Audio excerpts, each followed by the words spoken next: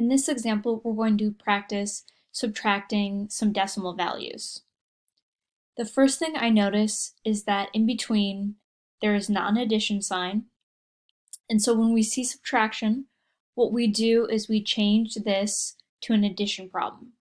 Before I do that, I want to give a little bit of room between this number and this number because I know that I'm going to have to make two changes and there's not really much space for me to change the sign of the 8.203. So I'm just going to rewrite it,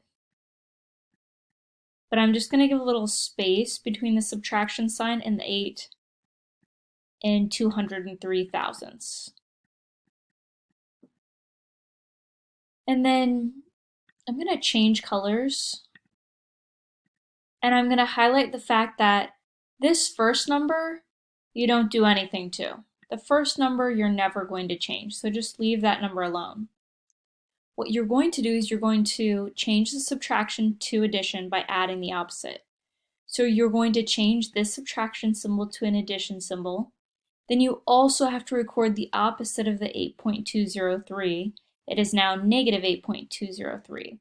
So our problem ends up being 8 and 21 hundredths plus a negative 8.203.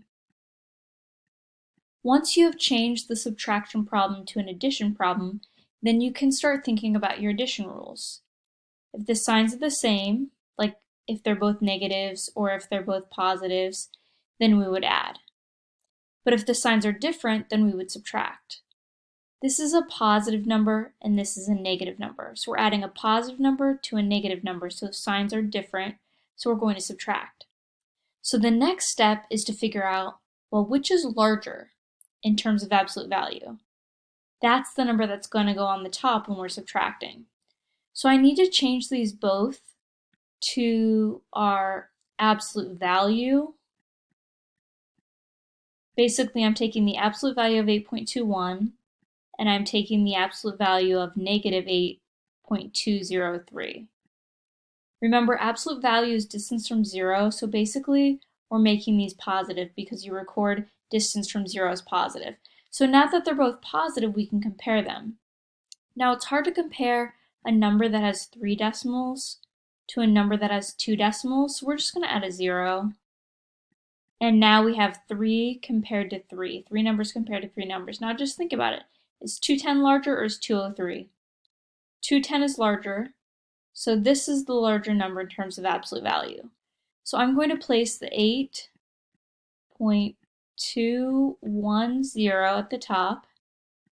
And then remember, with adding and subtracting with decimals, you have to line up the decimals. So I put 8.203 beneath, making sure those decimals line up.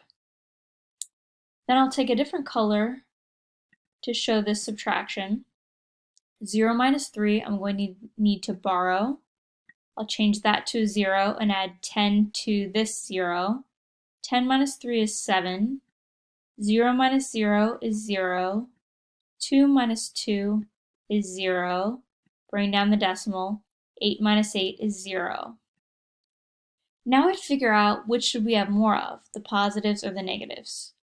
Well, we said that this number was larger in terms of absolute value, so we have more positives than negatives. So our answer is going to be a positive 0.007, or you could read this as 7 thousandths, since that is the thousandths place. Remember, tenths, hundredths, then thousandths. So 7 thousandths is our answer.